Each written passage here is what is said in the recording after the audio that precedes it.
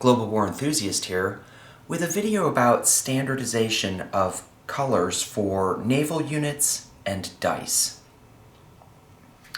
I wanted to review my color scheme, and I think the standard for things like naval transports and air transports is white.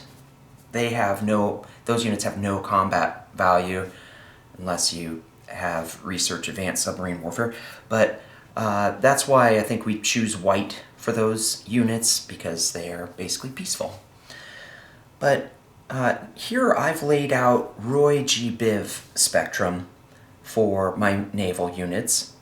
Both torpedo boat destroyers and coastal submarines attack and defend at a 2, so I have made both of them red. Submarines attack and defend at a 3, so I have labeled them orange. Advanced submarines and destroyers attack and defend at a 4, so I have colored all of mine yellow. And for light cruisers, attack and defense of 5, so green. Both coastal defense ships and heavy cruisers attack and defend at a 6, so I have colored them blue. Battle cruisers attack and defend at a 7, so I have colored them indigo.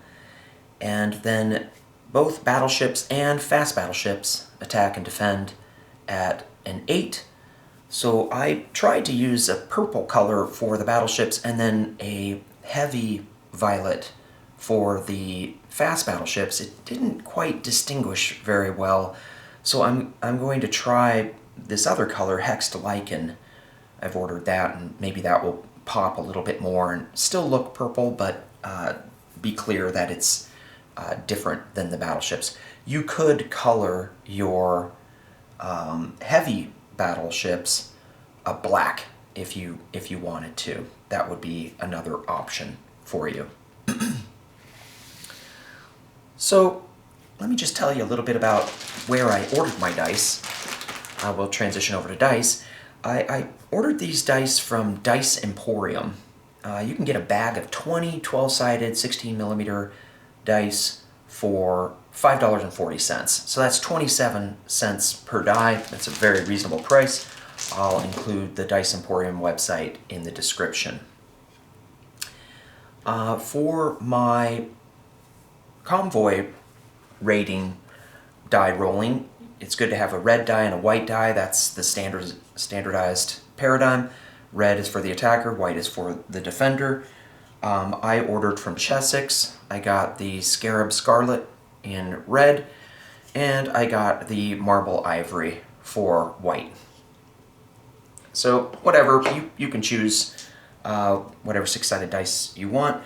But I think what I'm bringing to the table here is this format of dealing with your hit dice on your 12-sided die.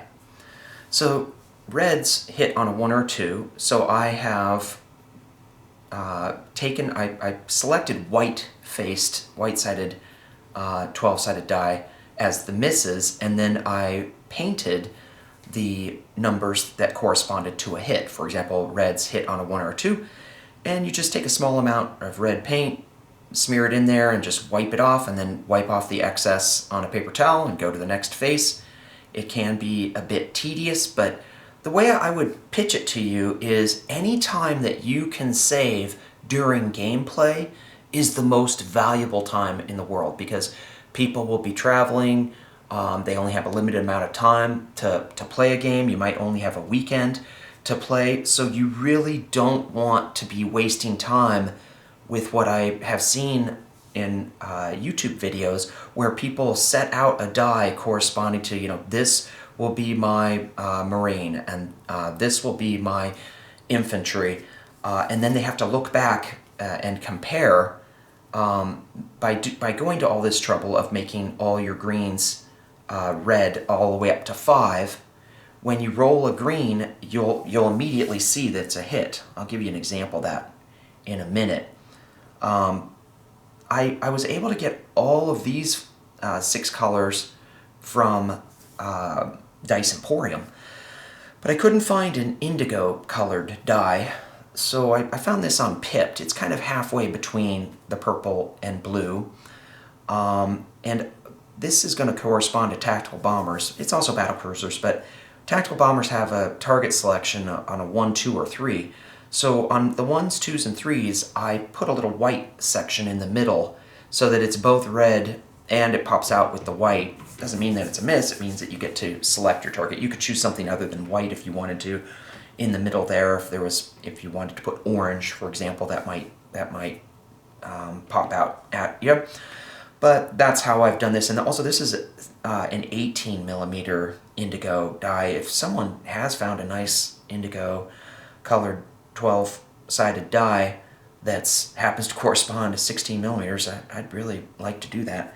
But I don't mind it so much because those are kind of special die with me using them for tactical bombers. Okay, so how would this system work in practice?